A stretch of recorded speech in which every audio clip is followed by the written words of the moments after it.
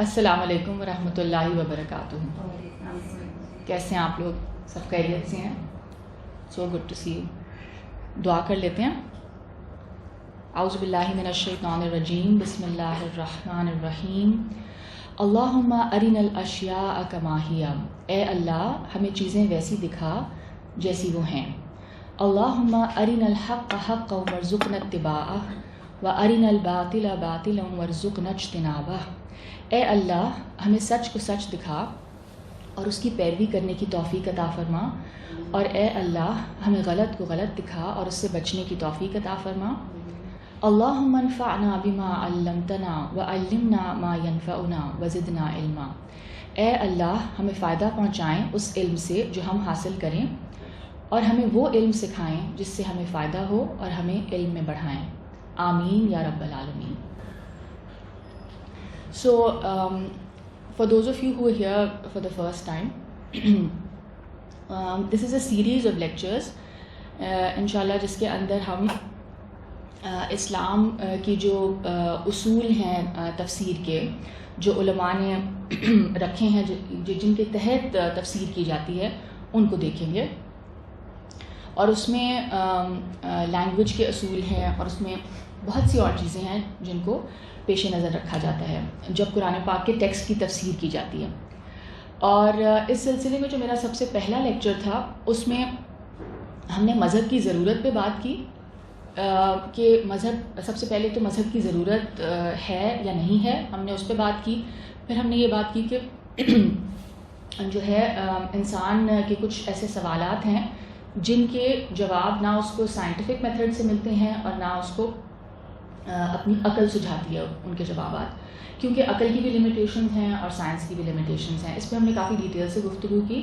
And then we discussed revelation, کہ جو source of knowledge ہے جو کہ ہمیں ان کروشل ایگزسٹینشیل کویسچنز کے جوابات دیتی ہے. یعنی وہی ہمیں یہ بتاتی ہے کہ ہمارا ایک خالق ہے، ایک مالک ہے، اور اس کا ہمارے سے کیا رشتہ ہے، وہ ہم سے کیا چاہتا ہے، اور موت کے بعد ہمارے ساتھ کیا ہوگا، اور ہمیں اس زندگی میں کیا کرنا ہے.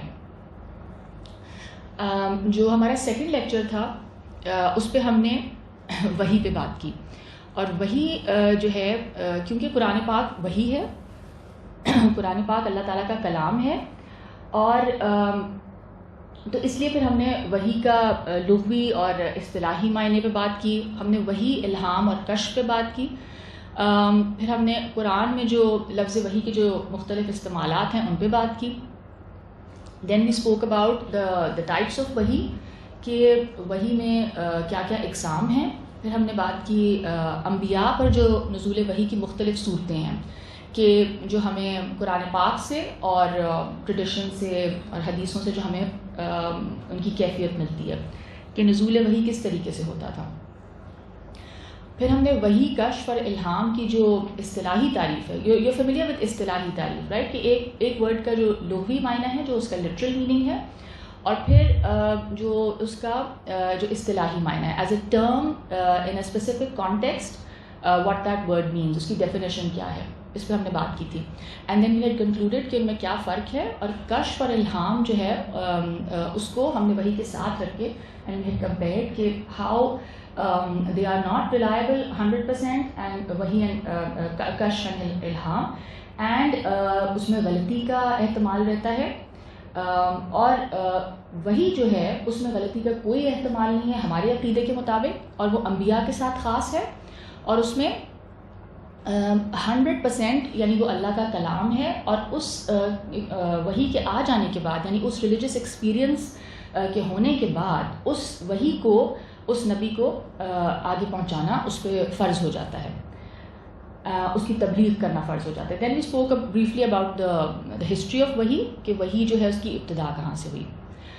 اور اس کے علاوہ پھر ہم نے انٹویشن کو دیکھا تھا، اور ہم نے اس کی ڈیفینیشن دیکھی تھی from Encyclopaedia Britannica, intuition as a source of knowledge. اس پہ جو آپ کا سوال تھا نا، کہ یعنی جو لوگ وحی کو ڈینائی بھی کرتے ہیں، جو کہتے ہیں کہ ایسی کوئی چیز نہیں ہے، تو کہ ہم صرف سائنٹیفک میتھڈ کو صحیح مانتے ہیں ٹو انڈرسٹینڈ ریالٹی اور to understand the real nature of things, and ہم وہی کو ہماری عقل یا ہمارا جو سائنٹیفک میتھڈ ہے وہ ایکسیپٹ نہیں کرتا، تو بہرحال ایک اور سورس آف نالج کے طور پہ انٹویشن کو آئیڈینٹیفائی کیا گیا ہے، بیکاز وہ جیسے ہم نے کہا کہ اس پہ اتنا وائڈلی ایکسپیرینس فینومینا ہے کہ جو سکس سینس آپ کہہ لیں، گٹ فیلنگ، جو بھی آپ اس کو کہہ لیں، تو intuition and intuitionism is now considered a source of knowledge by many people who might be denying religion.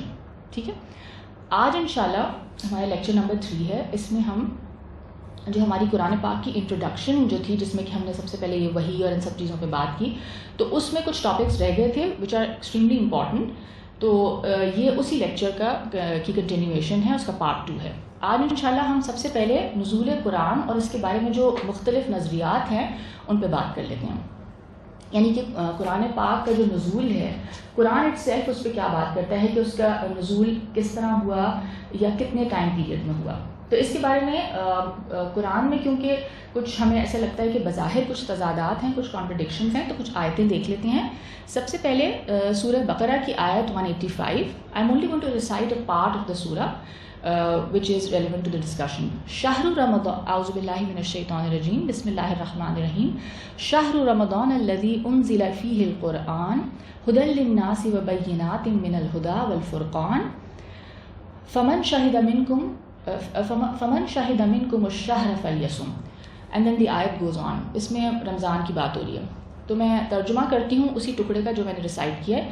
ماہ رمضان وہ ہے جس میں قرآن پاک اتارا گیا ہے، وہ لوگوں کے لیے ہدایت ہے، اور اس میں کھلے ہوئے دلائل ہیں، ہدایت حق اور باطل میں امتیاز کے لیے. تو اس آیت کے اس پورشن سے ایسا لگ رہا ہے کہ جیسے قرآن پاک کا نزول ماہ رمضان میں ہو گیا.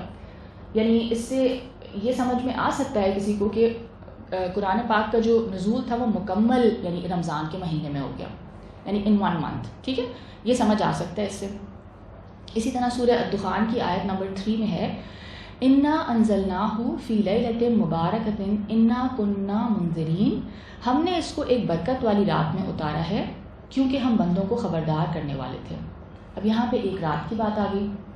سورۃ القدر میں آیت نمبر 1 انا انزلناہ فی لیلۃ القدر، بے شک ہم نے اسے قرآن پاک کو شب قدر میں اتارا ہے. اگین ایک رات کی بات ہے. پھر ہم دیکھتے ہیں سورہ فرقان کی آیت نمبر 32. وقال الذین کفروا لولا نزل علیہ القرآن جملۃ واحدہ کذالک لنثبت بہ فؤادک ورتلناہ ترتیلا. اور کافر یہ کہتے ہیں کہ اس شخص پر قرآن ایک بارگی یعنی یک بارگی پورا کیوں نہیں نازل کر دیا گیا، اس طرح اس لیے کہ ہم اس کے ذریعے سے آپ کے دل کو قوی رکھیں، اور ہم نے اسے ٹھہرا کر اتارا ہے. اب اس آیت سے یعنی یہ کفار مکہ کا اعتراض ہے کہ یہ قرآن ایک ہی دفعہ میں کیوں نہیں نازل ہو گیا. تو اس سے ایسے لگ رہا ہے کہ جیسے قرآن پاک ایک ہی دفعہ میں نازل نہیں ہوا. ٹھیک ہے، پھر اگلی آیت سورہ فرقان کی 33 ولا یأتونک بمثل الا جئناک بالحق واحسن تفسیرا. اور یہ لوگ جیسا بھی عجیب سوال آپ کے سامنے پیش کرتے ہیں، ہم اس کا جواب ٹھیک اور وضاحت میں بڑھا ہوا آپ کو بتاتے ہیں. اچھا، سورہ الاسراء کی آیت 106 میں اللہ تعالیٰ فرماتے ہیں وَقُرْآنًا فَرَقْنَاهُ لِتَقْرَأَهُ عَلَى النَّاسِ عَلَى مُكْثٍ وَنَزَّلْنَاهُ تَنزِيلًا. اور قرآن تو ہم نے اسے جدا جدا رکھا ہے تاکہ آپ اسے لوگوں کے سامنے ٹھہر کر پڑھیں، اور ہم نے اسے اتارا بھی تدریج سے ہے. نزلناہ تنزیلا یعنی سٹیجز میں اتارا ہے قرآن پاک. تو اس آیت سے بھی ایسے لگ رہا ہے کہ جیسے قرآن کا نزول ایک رات میں یا ایک ماہ میں ایک ساتھ نہیں ہوا. اچھا، اب اس بات پر تو امت جو ہے اس کا اجماع ہے کہ تقریباً 23 سال کے عرصے میں قرآن مکمل ہوا. We are all familiar with that. لیکن اب یہ جو آیتیں ہم نے ابھی پڑھیں ان کو دیکھنے کے بعد ایسا لگتا ہے کہ جیسے ان میں کچھ بظاہر کچھ ان میں کانٹرڈکشن ہے، کچھ اختلاف ہے. تو اس کی وجہ سے جو ہے اس بارے میں اختلاف ہے کہ یہ شب قدر یا لیلہ مبارکہ یا رمضان میں نازل ہونے سے کیا مراد ہے. ٹھیک ہے، اس کے بارے میں تھوڑا سا اوپینینز ڈفر کرتے ہیں. اچھا، اب ہم کچھ اس سلسلے میں کچھ مشہور جو اوپینینز ہیں، جو نظریات ہیں، ان کو دیکھ لیتے ہیں. it's very interesting because you see it has been interpreted differently and it gives you a richer understanding. ایک اوپینین ہے جو کہ ابن جریج اور سدی کی طرف منسوب ہے کہ ہر سال شب قدر میں رسول اللہ صلی اللہ علیہ وسلم پر اتنا قرآن نازل ہوتا تھا جتنا لوگوں کے لیے ضروری تھا، پھر حسب ضرورت جبریل علیہ السلام تدریجی طور پر اسے لے کر نازل ہوتے تھے. یعنی اس سے کیا سمجھ میں آ رہا ہے؟ It's a little vague, it's hard to explain it, but یعنی کہ شب قدر میں جس طرح سے باقی چیزوں کے فیصلے ہوتے ہیں جو ہمیں بتایا جاتا ہے حدیث کے تھرو بھی کہ وہ ایسی رات ہے کہ جو قسمت کے فیصلے کیے جاتے ہیں، تو شاید وہ جو پورشن اس سال جس کا نزول ہونا تھا وہ شاید القاء کر دیا جاتا ہوگا رسول اللہ صلی اللہ علیہ وسلم پر، اور پھر حسب ضرورت اس کا یعنی وہ وحی کا باقاعدہ نزول ہوتا تھا. دوسرا نظریہ یہ ہے کہ قرآن کا جو بڑا حصہ ہے وہ رمضان میں نازل ہوا تھا، اس لیے اس مہینے کی طرف پورے قرآن کے نزول کی نسبت کر دی. اچھا، تیسرا نظریہ یہ ہے کہ پورا قرآن ایک ہی مرتبہ بیت المعمور میں نازل ہوا جو کہ فرشتوں کا کعبہ ہے، وچ از جو 7 آسمانوں سے اوپر اس میں فرشتے طواف کرتے ہیں. تو یہ we are familiar with this. اہل سنت اور اہل تشیع جو ہیں ان کے بہت سارے اہل علم کا یہی خیال ہے، they are of this opinion کہ یہ پورا قرآن جو ایک مرتبہ جو نزول کی بات ہو رہی ہے وہ ایک مرتبہ یعنی ملائے اعلیٰ سے اللہ رب العزت نے اس کا نزول فرمایا بیت المعمور کی طرف، اینڈ اس کے بعد حسب ضرورت وہ آسمان دنیا تک رسول اللہ صلی اللہ علیہ وسلم کے دل کی طرف نازل کر دیا جاتا تھا، بھیج دیا جاتا تھا. چوتھا جو نظریہ ہے وہ یہ ہے کہ قرآن کریم اپنے معنی یا جامع اور اس کی جو انٹرنزک یا جو بسیط حقیقت ہے اس کے ساتھ یک بارگی ایک ہی دفعہ رسول اللہ صلی اللہ علیہ وسلم پر نازل ہوا. یعنی اس کا جو انٹائر ایسنس ہے قرآن پاک کا وہ ایک ہی دفعہ رسول اللہ صلی اللہ علیہ وسلم کے دل پر القاء کر دیا گیا، پھر اپنے الفاظ کے ساتھ ڈیٹیل مفصل اور پھر تدریجی طور پر نازل ہوتا رہا کہ آپ اسے اپنی امت تک پہنچائیں. اس نظریے کو علامہ فیض کاشانی اور علامہ محمد حسین طباطبائی نے پسند کیا ہے. پانچواں نظریہ یہ ہے کہ قرآن کے نزول کی ابتدا رمضان میں ہوئی تھی. یعنی یہ جو ہم کہہ رہے ہیں جو آیتیں ہم نے ریسائٹ کی ہیں جو ہم نے پڑھی تو اس سے انہوں نے یہ مطلب لیا کہ صرف اس کے جو نزول کی ابتدا تھی وہ رمضان کے مہینے میں ہوئی. ٹھیک ہے، سو اٹس انٹرسٹنگ نا، gives you a few different things that we hadn't. تو یہ غار حرا میں جا کے ہوا کرتا تھا یہ ریولیشن یا کہیں پہ بھی بیٹھے بیٹھے ان کو ہو جاتا تھا؟ مطلب کیا پروسیجر تھا یہ؟ ہم نے تو اسلامیات کی بکس میں بچپن میں یہ پڑھا تھا کہ غار حرا میں جاتے تھے، پھر وہ سوچتے رہتے تھے کہ اللہ کیا ہے کیا نہیں ہے، اینڈ دین یہ جو ابھی جو پچھلا لیکچر تھا 2 ہفتے پہلے اس میں ہم نے وہی پہ جو ڈیٹیل بات کی تھی نا، اس کے اندر ہم نے جو نزول وحی کی جو ڈفرینٹ کیفیات تھیں اس پہ کچھ بات کی تھی.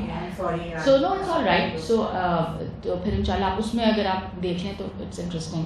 اس میں وہ قرآن پاک سے اور جو جیسے میں نے کہا نا حدیثوں سے جو ہمیں ملتا ہے کہ اس کی کیفیت کیا تھی. کبھی رسول اللہ صلی اللہ علیہ وسلم کے کانوں میں جیسے گھنٹی کی آواز آتی تھی اور اس طریقے سے وہ ڈفرینٹ کیفیات تھیں. شروع غار حرا سے ہوا تھا. جی بالکل. اور وہ فرشتہ لے کے آیا تھا اور فرشتے نے ان کو باقاعدہ یعنی جیسے پکڑا تھا فزیکلی، بھیجا تھا ان کو، اور پھر وہ ہی میڈ ہم ریسائٹ دوز ورڈز. تو اس سے کیا یہ ہمیں پتہ چلتا ہے کہ اگر ہم نے خدا کو پانا ہے تو ہمیں دنیا سے الگ تھلگ ہو کے بیٹھنا اور میڈیٹیشن کرنی ہوگی، اور only then will be able to establish a link with Allah. جی بالکل. اور اس کے علاوہ اپنے دل کو نگیٹیوٹی سے پاک کرنا ہوگا، اپنا تزکیہ کرنا ہوگا. اس پہ بھی ہم نے تھوڑی سی بات کی تھی پچھلے لیکچر. اب ہم لفظ قرآن کے لغوی اور اصطلاحی معنی دیکھیں گے کہ the word Quran itself. اس کے بارے میں اہل علم کی مختلف آراء ہیں. کچھ اہل علم کا خیال ہے کہ یہ قرآن کا پرسنل نام ہے، ذاتی نام ہے، اور کسی اور لفظ سے یہ ڈرائیو نہیں ہے، مشتق نہیں ہے. جیسے تورات، انجیل، زبور وغیرہ جو ہیں وہ ان بکس کے پرسنل نام ہیں. اور لغت میں یا ڈکشنری میں اس کے معنی اور جو اس کا روٹ ورڈ ہے، جیسے آپ کو پتہ ہے نا کہ عربک لینگویج میں روٹ ورڈز ہوتے ہیں الفاظ کے، 3 ورڈز 3 ہو سکتے ہیں حروف یا 4 حروف بھی ہو سکتے ہیں جو اس کا ایسنس ہوتا ہے اس ورڈ کا. تو اس کا جو روٹ ورڈ ہے وہ تلاش کرنا لا حاصل کام ہے، اس کا کوئی روٹ نہیں ملے گا. ایک اوپینین یہ ہے. کچھ اور اہل علم کا خیال یہ ہے کہ یہ مشتق ہے، یہ ڈرائیوڈ ہے اور اس کا جو اشتقاق ہے اس میں اختلاف ہے کہ کون سے ورڈ سے یہ ڈرائیوڈ ہے، کون سے مادے سے ڈرائیوڈ ہے. ایک رائے کے مطابق یہ قاف را نون سے مشتق ہے، یعنی قرنا. اس کے معنی ایک چیز کو دوسری چیز سے ملانے کے ہیں، جوڑنے کے ہیں. یعنی قرآن پاک جو ہے وہ حروف، آیتوں اور صورتوں کو آپس میں ملاتا ہے. اور اس کے علاوہ جو پچھلی کتابیں ہیں ان کے جو پچھلی جو کتب ہیں جو یعنی جو ریویلڈ بکس ہیں ان کے جو ثمرات، ان کے جو فوائد اور ان کے جو نتائج ہیں ان کو جمع کرتا ہے. تو یعنی جمع کرنے والی کتاب. ایک اور رائے کے مطابق یہ قاف را حمزہ سے ڈرائیوڈ ہے، مشتق ہے، اور اس لفظ کے دو معنی ہیں، جمع کرنا یا پڑھنا. اچھا، اب جو علماء اصول ہیں انہوں نے قرآن، یعنی جو اس پہ بات کرتے ہیں اصول تفسیر پہ، انہوں نے قرآن کی اصطلاحی تعریف کیسے کی ہے کہ قرآن پاک وہ کتاب ہے جو محمد صلی اللہ علیہ وسلم پر نازل کی گئی ہے، جسے صحیفوں میں لکھا گیا ہے اور جو حضرت صلی اللہ علیہ وسلم سے ہم تک تواتر سے پہنچی ہے اور جس میں کوئی شک اور شبہ نہیں. ٹھیک ہے، یہ اس کی اصطلاحی ڈیفینیشن ہوگی قرآن پاک کی ایز اے ٹرم. اچھا، اب ہم کسی بھی، یعنی جب کسی ہستی یا کسی بھی جب ہم ہستی کے بارے میں بات کرتے ہیں تو سب سے پہلے ہم اس کا نام جاننا چاہتے ہیں. ٹھیک ہے، جب اس کا تعارف ہوتا ہے تو نام اس کا لیا جاتا ہے، اور پھر اس کے علاوہ کیا ہوتا ہے، اس کے بارے میں کچھ اس کی جو صفات ہیں، جو بہت آؤٹ اسٹینڈنگ صفات ہوتی ہیں اس کی، ان پہ بات کی جاتی ہے. تو اسی طرح جب ہم قرآن پاک کی صفات دیکھتے ہیں، جو کہ قرآن کے کچھ چند صفاتی نام ہیں جو ہمیں قرآن پاک سے ہی ملتے ہیں، تو اس سے پھر یعنی جو قرآن کا مزید بہتر تعارف ہوگا، because this is an introduction to the holy Quran. تو قرآن کے جو چند صفاتی نام ہیں وہ دیکھ لیتے ہیں. اللہ تعالیٰ نے قرآن پاک کے بہت سے صفاتی نام بیان کیے ہیں، جن میں سے کچھ پہ ہم بات کر لیتے ہیں، سب پہ تو نہیں. ایک نام جو اللہ تعالیٰ نے قرآن پاک کا صفاتی نام جو بتایا ہے وہ ہے فرقان. فرقان کا مطلب ہے فرق کرنے والا، یعنی قرآن پاک جو ہے غلط اور صحیح میں فرق کرتا ہے، غلط عقائد میں، باطل عقائد میں اور صحیح عقائد میں فرق. یعنی دین اور مذہب کے نام پر جو بھی بات کہی جائے گی یا جو بھی آپ عمل کریں گے تو اس کا معیار یا اس کا سٹینڈرڈ کیا ہوگا؟ قرآن پاک. تو اس لیے اس کو فرقان کہا گیا، یعنی کرائٹیرین، سٹینڈرڈ وے. ٹھیک ہے، صحیح اور غلط میں واضح فرق کرنے والا. سورہ فرقان کی آیت نمبر 1 میں ہم دیکھ لیتے ہیں، تبارک الذی نزل الفرقان علی عبدہ لیکون للعالمین نذیرا. بڑی عالی ذات ہے وہ جس نے یہ فیصلے کی کتاب اپنے بندہ خاص پر اتاری تاکہ وہ بندہ سارے دنیا جہان والوں کے لیے ڈرانے والا ہو. ٹھیک ہے، یہ فرقان نازل کیا اللہ تعالیٰ نے. ایک اور نام، ایک اور صفاتی نام قرآن پاک کا ذکر. قرآن کی ایک صفت ذکر ہے. ذکر کے لفظی معنی کیا ہیں؟ یاد دہانی، ریمائنڈر. یعنی جو چیز آپ کو پہلے سے بتائی گئی تھی یا آپ کے مائنڈ میں موجود ہے اس کا ریمائنڈر.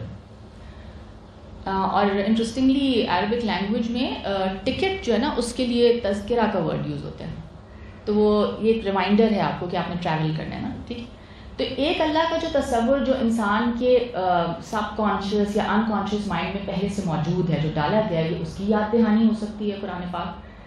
ٹھیک ہے، کہ وہ ایک ہی خدا ہے، وہ مت بھولو، اس کی ایک یاد دہانی. پھر خیر اور شر کا جو تصور ہے، یعنی انسان کے اندر ایک لگتا ہے ایسے کہ ایک صحیح اور غلط کی جو تمیز ہے یا ایک کانسیپٹ ہے رائٹ اینڈ رانگ کا یا گڈ اینڈ ایول کا، اس تصور کی جو انسان میں ڈالا گیا ہے، جو انسان کی فطرت میں ڈالا گیا ہے اور انسان نے شاید اس کو بھلا دیا ہے، اس کی یاد دہانی ہو سکتی ہے. سورہ ہجر کی آیت نمبر 9، انا نحن نزلنا الذکر وانا لہ لحافظون. اس نصیحت نامے کو ہم نے ہی نازل کیا ہے اور ہم ہی اس کے محافظ ہیں. پھر سورہ نحل کی آیت 44، بالبینات والزبر وانزلنا الیک الذکر لتبین للناس ما نزل الیہم ولعلہم یتفکرون. تو اہل علم سے پوچھ رکھو، اور ہم نے آپ پر بھی یہ نصیحت نامہ اتارا ہے تاکہ آپ لوگوں پر ظاہر کر دیں جو کچھ ان کے پاس بھیجا گیا ہے اور تاکہ وہ غور و فکر سے کام لیا کریں. یعنی اس کے علاوہ اور کئی مقامات پر قرآن پاک کو ذکر کہا گیا. ایک اور صفاتی نام قرآن پاک کا ہدا. لفظی معنی ہے راستہ دکھانا، رہنمائی کرنا، گائیڈنس دینا۔ قرآن کس چیز کی رہنمائی کرتا ہے؟ دینی رہنمائی۔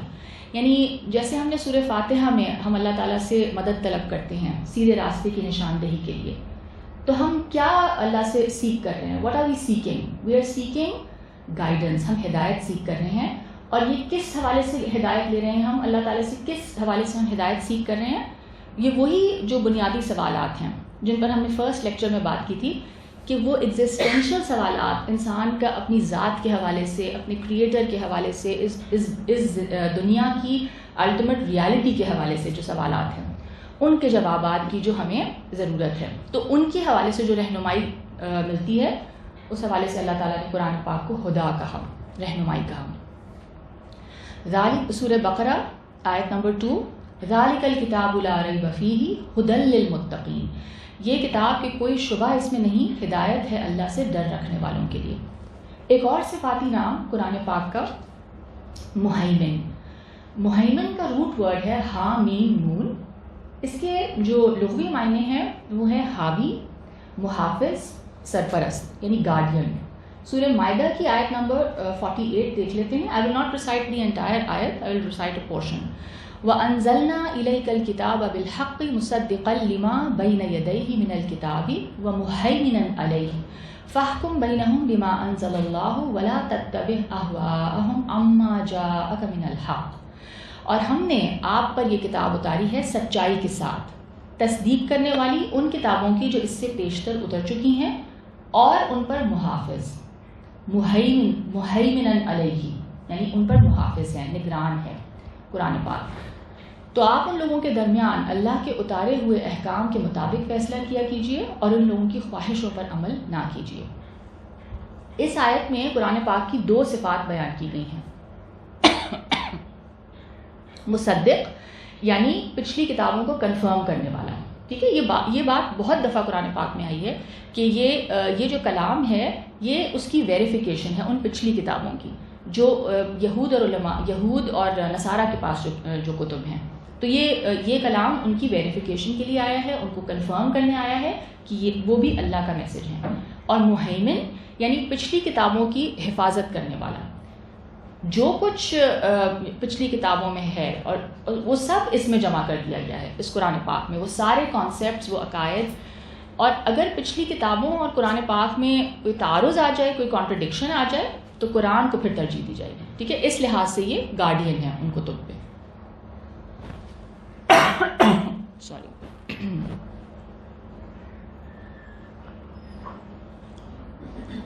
قرآن پاک کو نور بھی کہا گیا۔ سورہ نساء کی آیت 174، یا ایھا الناس قد جاءکم برہان من ربکم وانزلنا الیکم نورا مبینا، اے لوگو تمہارے پاس یقیناً ایک دلیل تمہارے پروردگار کے پاس سے آ چکی ہے اور ہم تمہارے اوپر ایک کھلا ہوا نور اتار چکے ہیں۔ اچھا، انٹرسٹنگلی اٹس سو بیوٹیفل کہ پچھلی کتابوں کو بھی نور کہا گیا ہے۔ سورہ مائدہ کی آیت 44 میں تورات کو نور کہا گیا، آیت میں اور آیت 46 میں انجیل کو نور کہا گیا۔ یعنی جن معاملات میں انسان کو رہنمائی کی ضرورت ہے، جیسے میں نے کہا کہ Quran will not give us scientific facts, it's not a book of science, it's not a book of history، تو ہمیں کس حوالے سے گائیڈنس دے رہا ہے قرآن پاک؟ اس الٹیمیٹ ریالٹی کے حوالے سے، ان سوالات کے حوالے سے جو انسان کے ذہن میں ہیں، جن کے آنسرز اس کو کسی صورت نہیں ملتے، تو ان معاملات میں انسان کو رہنمائی کی اشد ضرورت ہے، اور اگر وہ رہنمائی نہ ملے تو پھر انسان اندھیرے میں ہے۔ تو اس لحاظ سے یہ کلام ایک نور ہے۔ اسی طرح قرآن پاک کو شفا کہا گیا، 3 جگہ قرآن پاک کو شفا کہا گیا۔ سورہ بنی اسرائیل کی آیت 82 میں، سورہ فصلت آیت 44 میں، سورہ یونس آیت 57 میں۔ سورہ یونس کو دیکھ لیتے ہیں، آیت 57 میں اللہ تعالیٰ فرماتے ہیں، یا ایھا الناس قد جاءتکم موعظۃ من ربکم وشفاء لما فی الصدور وہدی ورحمۃ للمؤمنین، اور اے لوگو بالیقین تمہارے پاس نصیحت تمہارے پروردگار کے پاس سے آ گئی ہے، اور شفا بھی ان بیماریوں کے لیے جو سینے میں ہوتی ہیں، اور ایمان والوں کے حق میں ہدایت اور رحمت۔ اچھا، اب یہ سوال یہ پیدا ہوتا ہے کہ کیا قرآن پاک شفا فزیکل بیماریوں کے لیے شفا ہے یا یہاں پہ کچھ اور بات ہو رہی ہے؟ یہاں پہ جیسے اللہ تعالیٰ فرما رہے ہیں نا کہ شفا ہے شفاء لما فی الصدور، یعنی شفا ہے اس کے لیے جو سینے میں ہے. تو سینے میں کیا ہے؟ سینے میں انسان کا دل ہے، اور دل میں انسان کی نیت، ارادہ، اس کے ایموشنز، یعنی اس کے خیالات، یہ سب چیزیں انسان کے دل میں، دل اور دماغ دونوں میں. ٹھیک ہے، تو قرآن پاک نے دل کو زیادہ ریفر کیا ہے when it talks about purification of the heart. یعنی آپ نے اپنے جب آپ نے نفس کو یا اپنی روح کو یا اپنے مائنڈ کو آپ نے پیوریفائی کرنا ہے تو قرآن پاک نے قلب کی زیادہ بات کی ہے، اور یہاں پہ صدور کی بات ہو رہی ہے. تو اس کا مطلب ہے اس آیت سے تو ایسا لگ رہا ہے کہ جیسے قرآن پاک شفا کس چیز کے لیے ہے، ان سارے نگیٹو ایموشنز، اس ساری نگیٹیوٹی کے لیے جو کہ انسان کے دل کو بیمار کر دیتی ہے. ٹھیک ہے، تو یہ اور وہ سارے نگیٹو ایموشن جس سے ہم سب فیملیئر ہیں جو کہ ڈسٹرکٹیو ہیں انسان کے لیے. تو قرآن پاک ان چیزوں کے لیے، ان بیماریوں، ان روحانی امراض کے لیے شفا ہے. ٹھیک ہے، قرآن پاک کا ایک استعمال یہ بھی ہوتا ہے کہ اس سے دم کیا جاتا ہے اور ٹھیک ہے اس سے شفا ملتی ہے، دیر از نو ڈینائنگ دیٹ. لیکن اس قرآن پاک کے نزول کا اصل مقصد وہ نہیں تھا کہ آپ اس سے فال نکالیں، آپ اس سے دم اور درود کریں، وہ بھی کیا جا سکتا ہے. لیکن قرآن پاک اٹ سیلف جب شفا کی بات کرتا ہے کہ قرآن اگر شفا ہے تو وہ کس چیز کے لیے ہے، تو اس سے ہمیں تھوڑی اس کانسیپٹ میں کلیئرٹی ملتی ہے. اس کے علاوہ اور نام ہیں کچھ. الکتاب کہا گیا قرآن پاک کو، رحمت کہا گیا، حکمت کہا گیا، because it's a book full of wisdom. انسان کو وزڈم سکھاتی بھی ہے، انسان کو بیلنسڈ ویوز پلاتی ہے. ٹھیک ہے، حبل اللہ کہا گیا، اللہ کی رسی کہا گیا اس کو. یہ کنیکشن ہے انسان اور رب کے درمیان، تو یہ رسی ہے جس کو کہا گیا کہ تھامے رکھو مضبوطی سے. بشیر کہا گیا، بشیر کا کیا مطلب ہے؟ یعنی خوشخبری دینے والا. تو قرآن پاک خوشخبری ہے کس کے لیے؟ جو اس میسج کو مان جائے اور اس کے احکامات پر عمل کرے تو اس کے لیے ایک بہت اچھی زندگی کی خوشخبری ہے. پھر نذیر کہا گیا، نذیر یعنی انذار کرنے والا، وارن کرنے والا، اس برے انجام سے وارن کرنے والا کہ جو انسان فیس کر سکتا ہے اگر وہ قرآن پاک کے احکامات کو نہ مانے. مبین کہا گیا، مبین کا مطلب ہے واضح کرنے والا، یعنی واضح کلام اٹ سیلف اور کانسیپٹس کو بھی واضح کرنے والا. اچھا، اب جو ایک بہت امپورٹنٹ ٹاپک ہے اس لیکچر میں وہ یہ ہے کہ یعنی نزول قرآن کے مقصد کیا ہے، یعنی اس کے بارے میں نزول قرآن کا مقصد کیا ہے. اچھا، اب اس میں جیسے ہم نے پہلے بھی بات کی کہ وحی کا مقصد انسانوں کے چند جو میں نے کہا نا بنیادی سوال ہیں ان کے جواب دینا ہے. تو سب سے امپورٹنٹ اور سب سے جو اس کا بنیادی جو پرپس ہے قرآن پاک کا وہ کیا ہے کہ ان سوالات کے جوابات دینا جو کہ انسان کو نہ سائنس کے تھرو مل رہے ہیں، سائنٹیفک ریسرچ سے کوئی حتمی جواب نہیں مل رہا اس یونیورس کا کی الٹیمیٹ ریالٹی کا، اور ان سوالات کا جو انسانوں کے ذہن میں آتے ہیں اور جو انسانوں کو ڈسٹرب کرتے ہیں. جیسے ہم نے کہا کہ یہ ہسٹری میں بھی ہم یہ انسانوں کی یہ سرچ اور یہ یرننگ اور یہ ایک تڑپ دیکھتے ہیں کہ ان سوالات کے جواب اس کو چاہیے، اور شاعری میں بھی یہ نظر آتا ہے. تو یہ پہلے لیکچر میں ہم نے تفصیل سے ان پہ بات کی تھی کہ یہ زندگی کے وہ بنیادی فنڈامنٹل سوالات ہیں، اور ان کے جوابات کی تلاش میں کیا ہوا ہم دیکھتے ہیں کہ انسان جو ہے بہت سی یعنی اعتقادی اور فکری جو غلطیاں ہیں وہ ٹھوکریں کھاتا ہے. یعنی جب وہ اپنی عقل سے ان کے جوابات دینے کی کوشش کرتا ہے تو اس نے بہت غلطیاں بھی کی. اچھا، اور یہ پھر وہی جو ہے قرآن پاک جو ہے وہ ان کے صحیح جوابات دیتی ہے. اچھا، قرآن پاک کو اس میں اس حوالے سے الغیب کہا گیا کہ یعنی کہ جو سوالات جن کے جوابات تم چاہ رہے ہو وہ تمہیں ایک ان سین سورس سے ملیں. ٹھیک ہے، اس پہ ایمان لانا ضروری ہے، اور اس پہ ایمان لاؤ گے تو پھر تمہیں وہ جوابات ادھر سے مل جائیں گے. اسی طرح جو انسان جب اپنے آپ کو اچھا بنانا چاہتا ہے، اپنے آپ کو پیوریفائی کرنا چاہتا ہے، ایک یہ بھی انسان کے اندر ایک نیڈ ہے کہ وہ چاہتا ہے کہ وہ امپروو کرے.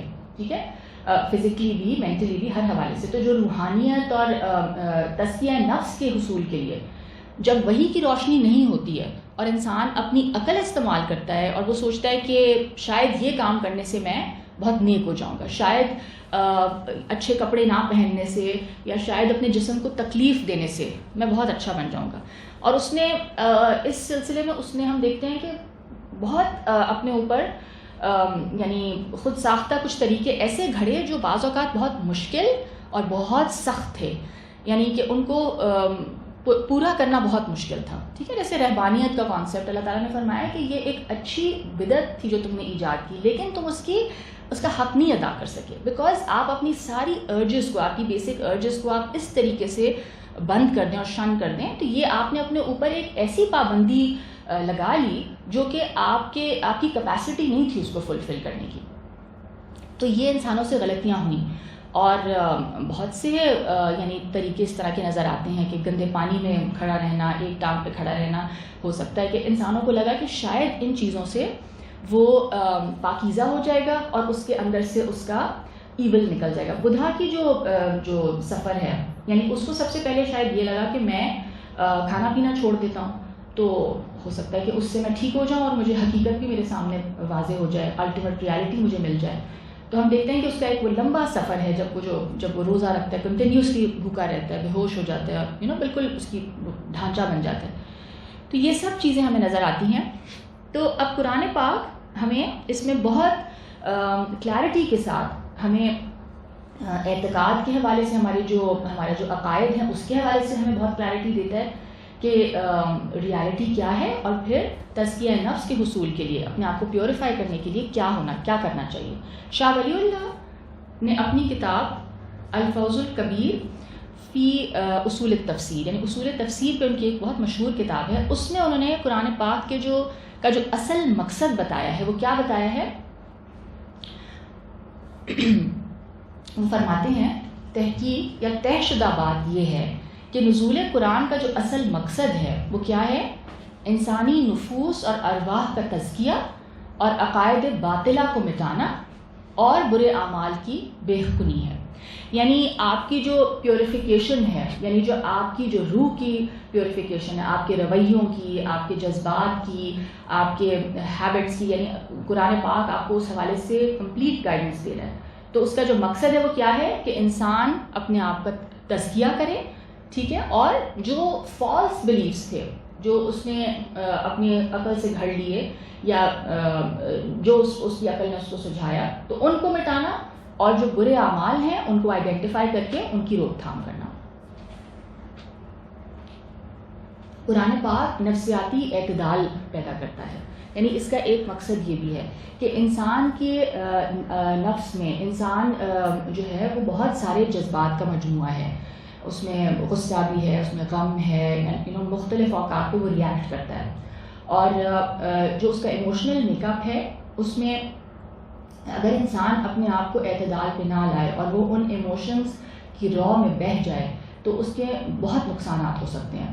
تو قرآن پاک انسان کو صبر کی تلقین کرتا ہے, قرآن پاک انسان کو غصے کو کنٹرول کرنے کے حوالے سے انسٹرکشنز دیتا ہے. تو ہمیں یہ نظر آتا ہے کہ بے شمار آیات ہیں, ابھی اتنا وقت نہیں ہے کہ ان آیات کو کوٹ کیا جائے, بٹ آپ سب جانتے ہیں کہ قرآن پاک اس حوالے سے ہمیں بہت اچھی کاؤنسلنگ کرتا ہے ہماری, ٹھیک ہے, and Saba can also verify that.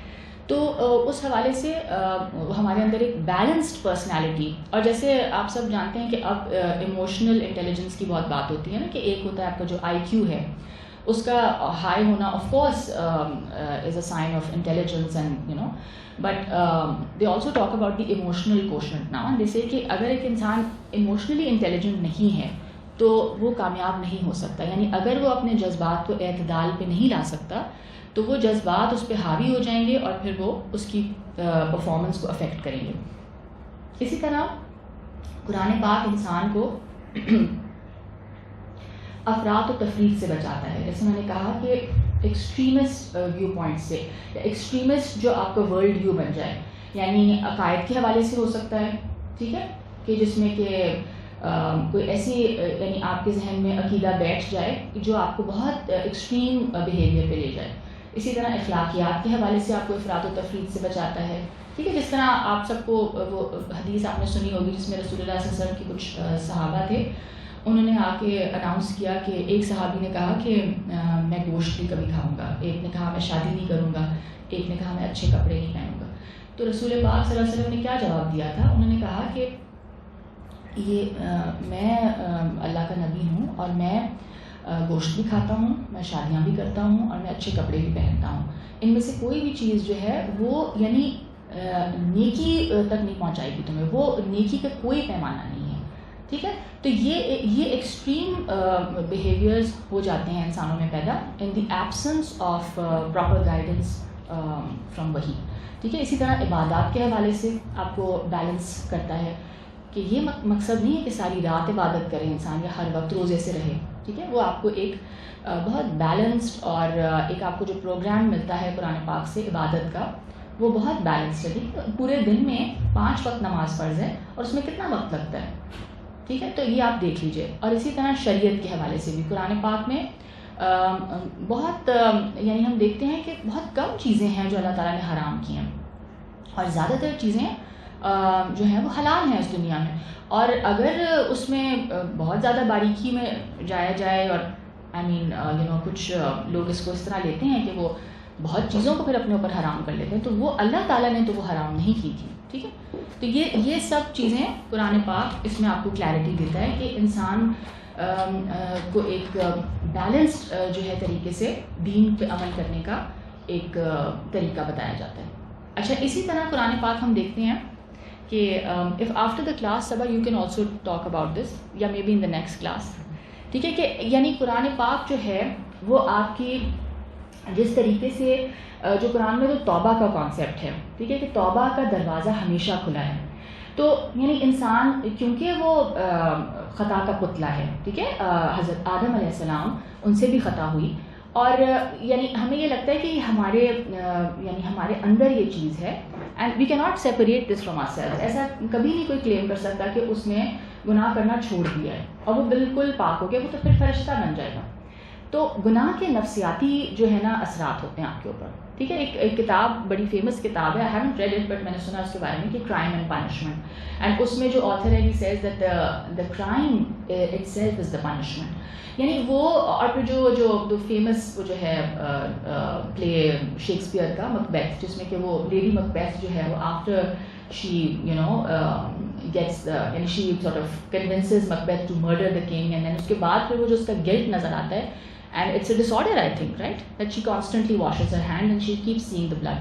تو وہ جو گناہ ہے نا اس کا بہت ڈیپ اس کا سائیکولوجیکل امپیکٹ ہوتا ہے. ہو سکتا ہے کہ کچھ لوگوں میں ہمیں نہیں نظر آتا ہو, لیکن بہرحال انسان کا جو میک اپ ہے وہ ایسا ہے کہ جو بھی اس کا عمل ہے نا اس کا امپیکٹ ضرور اس کے اوپر ہوتا ہے.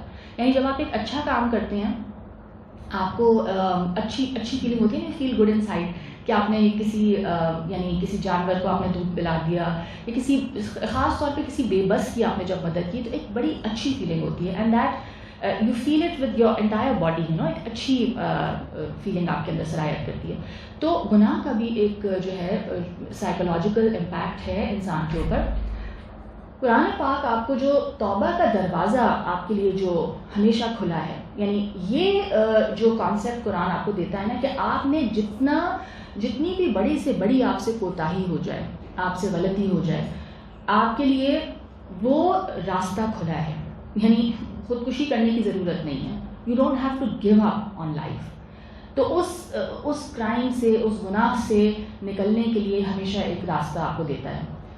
اور اسی طرح کچھ حقیقتیں ایسی ہیں اس دنیا میں جو کہ بہت مشکل ہے ایکسیپٹ کرنا.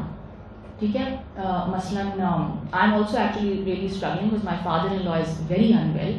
ہی was in the hospital and he is back, and I don't think he is going to live very long now because جو ڈائگنوسز ہے ان کا, and I have been very very disturb because of that. And میں یہی سوچ رہی تھی کہ یہ چیز تو اٹل ہے نا, یہ حقیقت, یعنی انسان نے تو جانا ہے.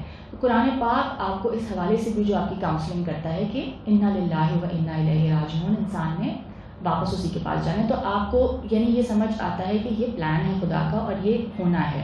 تو بیماری اور اپس اینڈ ڈاؤنز جو زندگی کے, اسی طرح قرآن پاک جو ہے وہ ایک بہت پازیٹیو جو ہے نا, جیسے میں نے کہا مینٹل ایٹیٹیوڈس کو promote کرتا ہے, and it shuns the negative attitudes which can lead to یعنی disorders also. یعنی اگر آپ حد سے زیادہ بخل کا شکار ہو جائیں, miserly ہو جائیں, تو this can actually become a disorder. یعنی آپ اس حد تک یعنی اس نیگیٹیوٹی یا اس مائنڈ سیٹ کا شکار ہو گئے کہ اب آپ اپنے اوپر بھی نہیں خرچ کر سکتے. تو it aims to develop a balance personality, جیسے ہم نے پہلے بات کی.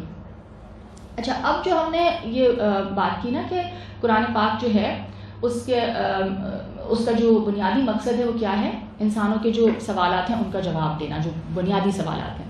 تو قرآن پاک میں اللہ تعالیٰ سورہ بقرہ آیت نمبر 3 میں فرماتے ہیں الذین یؤمنون بالغیب ویقیمون الصلاۃ ومما رزقناہم ینفقون, جو غیب پر ایمان رکھتے ہیں اور نماز کی پابندی کرتے ہیں اور جو کچھ ہم نے ان کو دیا ہے اس میں سے خرچ کرتے رہتے ہیں. یعنی وہ جو غیب ہے وہ وہاں سے پھر آپ کو ان سارے سوالات کے جواب ملیں گے. اللہ تعالیٰ کہہ رہے ہیں کہ اس پہ ایمان لاؤ گے تو پھر تمہیں ان سب چیزوں کے جوابات ملیں گے. تو سورہ ابراہیم میں ہم دیکھتے ہیں آیت نمبر 5, ایک اور جو مقصد ہے قرآن پاک کے نزول کا, وَلَقَدْ أَرْسَلْنَا مُوسَىٰ, یعنی یہاں پہ تو جنرلی جو اللہ تعالیٰ کی طرف سے وحی ہے اس کا مقصد بتایا جا رہا ہے. وَلَقَدْ أَرْسَلْنَا مُوسَىٰ بِآيَاتِنَا أَنْ أَخْرِجْ قَوْمَكَ مِنَ الظُّلُمَاتِ إِلَى النُّورِ وَذَكِّرْهُمْ بِأَيَّامِ اللَّهِ إِنَّ فِي ذَلِكَ لَآيَاتٍ لِكُلِّ صَبَّارٍ شَكُورٍ. اور بالیقین ہم نے موسیٰ علیہ السلام کو اپنی نشانیوں کے ساتھ بھیجا کہ اپنی قوم کو نکال لاؤ تاریکیوں سے روشنی کی طرف اور انہیں اللہ کے معاملات یاد دلاؤ. بے شک ان میں بڑی نشانیاں ہیں ہر صابر اور ہر شاکر کے لیے.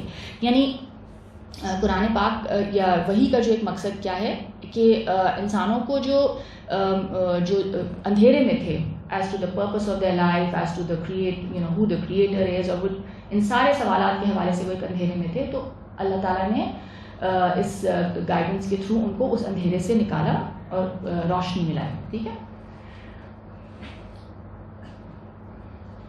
اسی طرح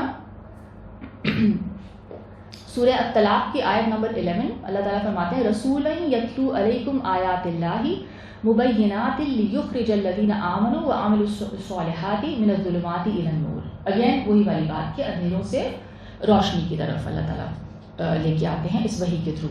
اچھا, اب ایک اور جو ہم نے بات کی نا کہ انسان جب اس کو وحی کی گائیڈنس اس کے پاس موجود نہیں ہے اور وہ اپنی عقل سے کچھ چیزوں کو یعنی اپنے لیے ڈیوائز کر لیتا ہے کہ میں یہ طریقہ کار اپناؤں گا تو میں نیک ہو جاؤں گا, تو اس سلسلے میں انسان اپنے اوپر بہت ساری سختیاں اور پابندیاں جو لگا لیتا ہے. اس حوالے سے یہاں بات ہو رہی ہے سورہ آراف کی آیت نمبر 157 میں اللہ تعالیٰ فرماتے ہیں الذین یتبعون الرسول النبی الامی الذی یجدونہ مکتوبا عندہم فی التوراۃ والانجیل یأمرہم بالمعروف وینہاہم عن المنکر ویحل لهم الطیبات ویحرم علیہم الخبائث ویدع عنہم اسرہم والاغلال التي كانت علیہم فالذین آمنوا به وعزروه ونصروه واتبعوا النور الذی انزل معه اولئک هم المفلحون.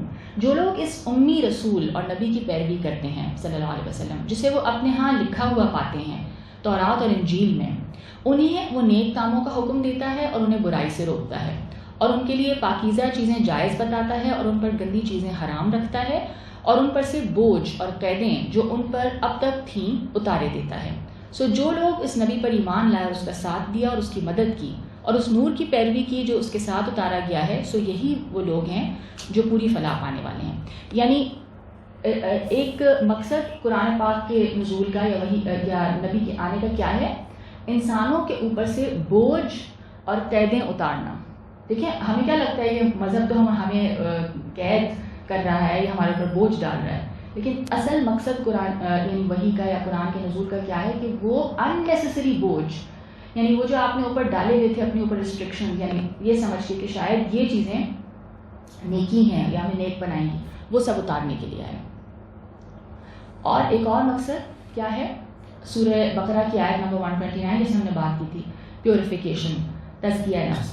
ربنا وابعث فیہم رسولا منہم یتلو علیہم آیاتک ویعلمہم الکتاب والحکمت ویزکیہم انک انت العزیز الحکیم. اے ہمارے پروردگار, اور یہ حضرت ابراہیم کی بہت خوبصورت دعا ہے, اے ہمارے پروردگار ان میں ایک پیغمبر انہی میں سے بھیجیے جو انہیں تیری آیتیں پڑھ کر سنائے اور انہیں کتاب الہی اور دانائی کی تعلیم دے اور انہیں پاک و صاف کرے. یقیناً تو بڑا زبردست ہے, بڑا حکمت والا ہے.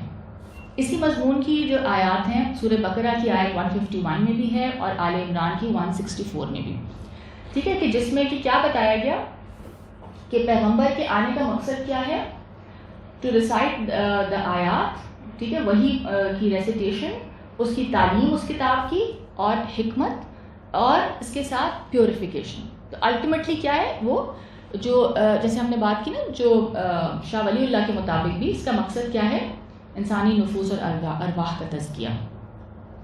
اور اسی طرح سورہ آل عمران میں بھی ہے, اور اس طرح کی بے شمار آیات ہیں, ٹھیک ہے. اچھا, اینی کویسچنز؟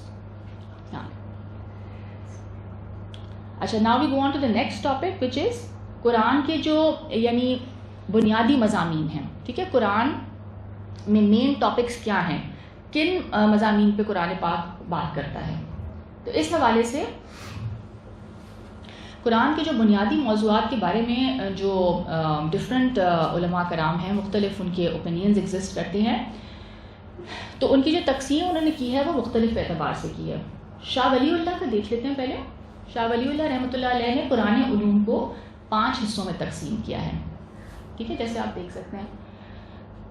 سب سے پہلے وہ کہتے ہیں کہ علم الاحکام, قرآن پاک کا ایک بنیادی جو ٹاپک ہے وہ کیا ہے, علم الاحکام, جس کے اندر تمام احکامات آ جاتے ہیں, ٹھیک ہے, آل دا ڈوز اینڈ دا ڈونٹس, پوری شریعت, عبادت کے حوالے سے معاملات, یعنی جس حوالے سے بھی جو اللہ تعالیٰ نے احکامات دیے ہیں, ٹھیک ہے, جو بھی ڈوز ہیں جو بھی ڈونٹس ہیں, تو یہ سب علم الاحکام میں آ گئے. پھر ان کے مطابق اینڈ دس از یہ ان کی وہ ہے ڈویژن ہے. We don't have to necessarily agree with this, but it gives us a very good idea کہ how people have divided the topics.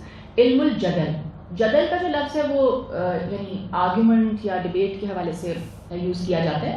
تو اس میں وہ کہتے ہیں کہ جو 4 گمراہ گروہ ہیں, یعنی یہود, نصارہ, مشرکین اور منافقین جو ہپوکریٹس تھے, ان کے ساتھ جو ڈبیٹ ہے اللہ تعالیٰ کی, یا ان کے ساتھ ان کی جو ان کے عقائد کے حوالے سے, ان کے جو بلیفس تھے اباؤٹ لائف, اباؤٹ کیا کہتے ہیں آخرت, اینڈ اسی طرح ان کے جو اعمال تھے, ٹھیک ہے, تو اس کے حوالے سے جو اللہ تعالیٰ نے ان کے ساتھ جو ڈبیٹ کی ہے کہ یہ تم کیا کر رہے ہو, ٹھیک ہے, اور وہ سارے کانسیپٹس یہود کے ساتھ, ان سارے گروپس کے ساتھ. اچھا, نمبر 3 ہے علم التذکیر بھی اعلیٰ اللہ. اعلیٰ اللہ, تذکیر کیا ہوتا ہے, جیسے ہم نے بات کی تھی نا پہلے, ذکر از یاد دہانی. تو یہ ایک ریمائنڈر ہے اللہ تعالیٰ کی نعمتوں کے ذریعے. اعلیٰ اللہ کا مطلب ہے نعمتیں, یعنی اللہ تعالیٰ نے قرآن پاک میں جو جتنے بھی یہ فنامنا ہے, یعنی ہوائیں اور بارش کا آنا اور زمین میں سے جو پیداوار ہوتی ہے, اور یہ جتنی بھی چیزیں انسان کی آبزرویشن میں ہیں, اللہ تعالیٰ نے ان سب چیزوں کو پریزنٹ کیا انسان کے سامنے, اور اس کو ایویڈنس بنا کے اللہ تعالیٰ نے اپنی توحید کے حوالے سے بہت سی باتیں بتائیں, اپنی صفات کے حوالے سے بہت باتیں بتائیں, اور اسی طرح عقائد کے حوالے سے اور انسان کے اخلاق کے حوالے سے کہ انسان کا رویہ کیا ہونا چاہیے. تو یہ سب چیزیں اللہ تعالیٰ نے انسان کے سامنے پریزنٹ کر کے اور پھر ان سے یاد دہانی کی بہت سی چیزوں کی, ٹھیک ہے. تو یہ ایک سینٹرل ٹاپک ہے قرآن کا. اسی طرح نمبر 4 ہم دیکھتے ہیں علم التذکیر بایام اللہ. ایام اللہ سے مراد ہے اللہ کے دن, یعنی جو تاریخ جو گزر چکی ہے, دا نون ہسٹری, اس کے ان واقعات کے ذریعے سے اللہ تعالیٰ نے جو یاد دہانی کی ہے. یعنی جو قومیں گزر چکی تھیں جن کے بارے میں سب کو پتہ تھا, وہ عرب جن کو جانتے تھے, تو ان کے جو حالات اور واقعات تھے, اور how some of them ended up badly, تباہ جو ہو گئیں وہ قومیں, تو اس کے ذریعے سے اللہ تعالیٰ نے اپنی قدرت کے حوالے سے نشانیاں پیش کیں, اپنی طاقت کے حوالے سے, اور پھر ان کے اندر جو اخلاقی خرابیاں تھیں ان کو پھر انسان کے لیے سبق بنایا. یعنی اللہ تعالیٰ نے اس کے ذریعے یاد دہانی کی. تو وہ تاریخ کو پریزنٹ کرتا ہے اور اس کے ذریعے یاد دہانی. پھر نمبر 5 اللہ تعالیٰ نے یعنی قرآن پاک میں علم التذکیر بالموت وما بعدہ, یعنی موت کا جو آپ کے سامنے جو ہر انسان وٹنس کرتا ہے موت کو, ٹھیک ہے. اور آپ دیکھتے ہیں کہ ہر انسان یعنی اس دنیا سے جا رہا ہے. تو موت اور پھر اللہ تعالیٰ نے اس کے بعد جو احوال پیش آنے والے ہیں ان کو اللہ تعالیٰ نے بہت ڈیٹیل سے نریٹ کیا ہے کہ موت کے بعد کیا کیا ہونا ہے, اور اس کو انسان کے سامنے رکھ کے اور اس سے کیا یاد دہانی کرائی کہ اگر تم یہ انجام چاہتے ہو, اچھا انجام, تو پھر تمہیں یہ کرنا پڑے گا, ورنہ انجام ایسا ہے. اور اس کی ساری ڈیٹیلز ہیں اس حوالے سے. تو یہ یاد دہانی تھرو یعنی موت اور اس کے بعد کے جو ایونٹس ہیں. I hope I am making sense. Okay, ٹھیک ہے. تو اچھا, پھر ہم دیکھتے ہیں کچھ اور علماء کی رائے کے مطابق قاضی ابو بکر ابن العربی جو ہیں انہوں نے قرآن کے مضامین کو 3 حصوں میں تقسیم کیا ہے. ٹھیک ہے. نمبر 1 ہی سیز توحید. توحید پہ بہت زیادہ بات ہے. ہاں, اس پہ سلائڈ نہیں ہے. توحید پہ بہت زیادہ بات ہے قرآن میں. ٹھیک ہے. پھر وہ کہتے ہیں تذکیر ہے, یاد دہانی. ٹھیک ہے. اینڈ دین ہی سیز احکام. دس is just 3 points, brief division. ایک اہل تشیع عالم دین ہے سید ریاض الحکیم. انہوں نے اپنی کتاب علوم القرآن میں مندرجہ ذیل موضوعات کو قرآن کے بنیادی مضامین میں شامل کر دیا. ان کے مطابق اسلامی اصول عقائد جیسے توحید ہے, نبوت, اینڈ دس از دا شیعہ ویو پوائنٹ. ٹھیک ہے. توحید, نبوت, قیامت, امامت اور ولایت, اور دیگر اعتقادی مسائل جیسے قضاء اور قدر اور عرش وغیرہ. پھر وہ کہتے ہیں اخلاق, تہذیب نفس. تہذیب نفس نرچرنگ دا سیلف, وہی جو تزکیہ نفس, اور تربیت سے متعلق جو احکامات ہیں. اینڈ دین ہی سیز تمام شرعی احکام جن کا تعلق مسلمانوں کے انفرادی یا اجتماعی معاملات سے آن این انڈیویجول لیول یا کلیکٹیو لیول پہ جتنے بھی احکامات ہیں. ایک اسکالر ہیں ڈاکٹر فضل الرحمان, ان کی ایک کتاب ہے, it's called Major Themes of the Quran. انہوں نے اس کتاب میں قرآن کے جو بنیادی موضوعات ہیں ان پہ بات کی ہے. تو according to doctor Fazlur Rahman in his book Major Themes of the Quran, the main topics of the Quran are as follows. سب سے پہلے وہ کہتے ہیں گاڈ, یعنی خدا کے حوالے سے جو بھی بات قرآن پاک کرتا ہے وہ ایک ٹاپک ہے. Then he says main as individual, یعنی انسان کو جب ایک انفرادی سطح پہ ایڈریس کیا گیا اور اس حوالے سے جو بات بھی کی گئی, جو انسٹرکشنز دی گئیں, ٹھیک ہے, تو وہ ایک ٹاپک ہے. Then he says man in society is a topic, کہ انسان جب سوسائٹی میں جاتا ہے اور جب وہ انٹریکٹ کرے گا لوگوں کے ساتھ تو اس حوالے سے انسان کے رویے اور اس حوالے سے اللہ تعالیٰ کی جو انسٹرکشنز ہیں, that is another topic. And then he says nature, اور نیچر کے حوالے سے وہ یہ کہتے ہیں کہ انسان, جس طرح ہم نے شاہ ولی اللہ کا بھی دیکھا کہ وہ یہ کہتے ہیں کہ جو نیچر ہے اس کو اللہ تعالیٰ نے پریزنٹ کیا ایز ایویڈنس, کہ خدا کی وحدانیت کے حوالے سے اور بہت سارے کانسیپٹ سمجھانے کے لیے. اور ڈاکٹر فضل الرحمان نے اس پہ تھوڑی سی یہ بھی بات کی ہے کہ نیچر جو ہے وہ کچھ قوانین کتابیں ہیں, یعنی اللہ تعالیٰ نے کچھ قوانین بنا دیے ہیں and those laws are in place, اور وہ لاز نہیں بدلتے. جیسے قرآن کی کئی آیتیں ہیں نا کہ سورج اور چاند ایک مدار میں ہیں اپنے, یعنی وہ اپنے اس آربٹ سے نہیں نکلیں گے. ٹھیک ہے. تو وہ جو لاز ہیں they are firmly in place, اور یہ پورا جو نظام ہے وہ ان لاز کے تحت چل رہا ہے. تو اس پہ انہوں نے کافی بات کی ہے. اینڈ دین ہی سیز اچھا دین ہی سیز کہ another topic is prophethood, یعنی رسالت اینڈ ریویلیشن. وہی پہ prophethood کے حوالے سے, یعنی اب آپ یہ سوچ لیں کہ ایک تو سب سے پہلے یہ کہ prophethood کا کانسیپٹ, نبوت کا کانسیپٹ کیا ہے, کہ ایک انسان کو, یعنی کچھ انسان تھے جن کو اللہ تعالیٰ نے چنا اس وحی کے لیے اور اپنا کلام ان پہ بھیجا, اور پھر ان کو ذمہ دار بنایا اس کلام کی تبلیغ کا. تو اس حوالے سے پھر جو اعتراضات تھے لوگوں کے, یعنی مشرکین مکہ کے کیا اعتراضات تھے کہ فرشتے کو کیوں نہیں یعنی نبی بنایا گیا, ایک انسان کو بنا دیا, اور اس انسان کو نبی بنا دیا, اس کے لیے تو کوئی سردار کو چنا جانا چاہیے تھا. جتنے بھی اعتراضات ہیں آن دا کانسیپٹ آف پروفیٹہڈ, ٹھیک ہے, اس کے اوپر, اور پھر نبیوں کی فضیلت اور ایٹسیٹرا ایٹسیٹرا, اس حوالے سے جو کچھ بھی ہے, اور پھر وحی. اور وحی پہ جیسے ہم نے لاسٹ لیکچر میں بہت ڈیٹیل میں بات کی تھی کہ وحی کے حوالے سے, یعنی وحی کی ڈفرینٹ فارمز اینڈ وحی ہے کیا, وحی کی کیفیت کیا ہے, یہ سب چیزیں. تو یہ بھی ایک ٹاپک ہے. پھر then he says another topic is eschatology, which is basically, I mean, I couldn't understand what the word is. تو it's basically after life, ٹھیک ہے, یعنی کہ موت اور اس کے بعد کے جتنے بھی ایونٹس ہیں, that is a separate topic, it's a big topic that Quran discusses. اور اس کے بعد جو ہے لاسٹلی قرآن پاک emergence of the Muslim community is a topic which is that. ہم دیکھتے ہیں کہ جو ہجرت کے بعد جو ایک مدینہ میں جو ایک مسلم کمیونٹی فارم ہوتی ہے تو اس کے حوالے سے جو ایونٹس ہوئے اس حوالے سے جو کچھ یعنی احکامات اللہ تعالیٰ نے اس کمیونٹی کو ایڈریس کر کے جو کچھ کہا گیا تو وہ سب بھی ایک سیپریٹ ٹاپک ہے. اچھا کچھ پوائنٹس اور ہیں ٹو ریممبر کہ قرآن پاک کی جو صورتوں کے نام ہیں ان کا ٹاپک سے کوئی تعلق نہیں ہوتا ایز سچ. کوئی ایک انسیڈنٹ ہوتا ہے جیسے البقرہ ہے نا تو وہ ایک انسیڈنٹ ہے اور اس پہ وہ صورت کا نام رکھ دیا گیا ہے, وہ صرف پہچان کے لیے ہوتے ہیں.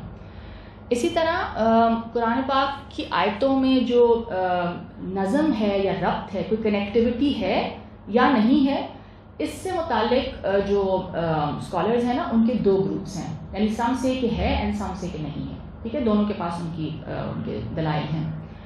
تو اس میں انشاءاللہ ہم آگے پھر کسی لیکچر میں نا تفصیل سے بات کریں گے کہ کیا وہ آیتیں آپس میں کنیکٹڈ ہیں یا نہیں ہیں. اچھا لاسٹلی یعنی قرآن جو ہے وہ ایک دینی کتاب ہے اور اس کے جو ٹاپکس ہیں اور اس کے جو موضوعات ہیں نا وہ دین کے حوالے سے یعنی انہی ٹاپکس تک محدود ہیں. اٹ از جو ڈومین میں آتا ہے نا دین کے, جو دین کے دائرہ کار میں آئے گا بس اسی حوالے سے اس پہ بات ہوگی اور انہی ٹاپک سے قرآن ڈیل کرے گا. اور اس پہ ہم پہلے بات کر چکے ہیں کہ سائنس کا جیسے اپنا ڈومین ہے, ٹھیک ہے, اینڈ دین فلاسفی کا اپنا ڈومین ہے, اس کا میتھڈ بھی ڈفرینٹ ہے. اینڈ اسی طرح دین کا دائرہ کار جو ہے وہ اس میں کچھ مخصوص ٹاپکس ہیں جن پہ بات ہوگی. یعنی Quran is not a book of history. اگر ہم یہ کہہ رہے ہیں کہ وہ ہسٹری کو پریزنٹ کر رہا ہے تو اس میں کوئی کرونالوجیکل آرڈر نہیں نظر آئے گا نیسیسریلی. ہو سکتا ہے آ بھی جائے لیکن کوئی ڈیٹس نہیں ہیں اور کیا کہتے ہیں, تو آپ اس کو ہسٹری سے چاہیں تو ویریفائی کر سکتے ہیں, بٹ وہ اس کا مقصد کچھ اور ہے. وہاں پہ ہسٹری کا لیسن دینا مقصود نہیں ہے. اسی طرح اگر کوئی if the Quran is talking about the stages of the fetus, you know, in the mother's womb, کہ ٹھیک ہے وہ پہلے یہ تھا, پھر وہ خون کا لوتھڑا تھا, پھر یہ تھا, تو اس میں آپ کو کوئی سائنس کا لیسن نہیں دیا جا رہا ہے, یہ نہیں ثابت کیا جا رہا ہے کہ دیکھو 1400 سال بعد جو تمہیں بات پتہ چلی ہے اب وہ قرآن پاک تو اس وقت بتا رہا تھا. قرآن پاک نے اس کو پریزنٹ کس لیے کیا ہے؟ that is presented to basically یعنی وہ یاد دہانی ہے اور وہ ایک آپ کے سامنے وہ یہ سب چیزیں پریزنٹ کرتا ہے کہ یہ خدا کی قدرت ہے. ٹھیک ہے نا, تو وہ یہ سب چیزیں پریزنٹ کرنے کا مقصد کچھ اور ہے. تو اس سے بہت کلیئرٹی آ جاتی ہے کہ جب ہم دینی موضوعات کو سائنس اور فلاسفی سے سپریٹ رکھتے ہیں تو بہت سے مسائل ہمارے اسی میں حل ہو جاتے ہیں. تو اینی کویشچنس؟ کسی نے کوئی بات نہیں کی آج؟ It's become a monologue today. آپ میں سے کوئی کچھ کہنا چاہے گا, کوئی کامنٹ یا کوئی کویشچن تو پلیز, وی ہیو ٹائم. نہیں ٹھیک ہے, چلیں دعا کر لیتے ہیں, اینڈ کرتے ہیں کلاس کو. ربنا تقبل منا انک انت السمیع العلیم وتب علینا انک انت التواب الرحیم. سبحانک اللہم وبحمدک نشہد ان لا الہ الا انت نستغفرک ونتوب الیک. آمین.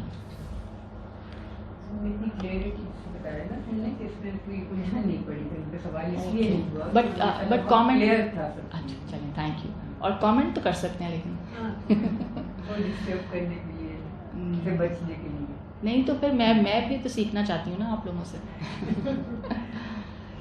یہ جو ابراہیم علیہ السلام کو فالو کرتے تھے جی, تو وہ بھی تو مسلمس تھے نا جی, تو اس کے بعد جب کیونکہ دین ابراہیمی کے فالوورز اگر آپ دیکھیں تو Christianity, Judaism and then Muslims. جی جی, تو جو کرسچنز ہیں وہ کرسچنس کیوں کہلائے؟ انہوں نے بھی اپنا نام مسلم کیوں نہیں رکھا؟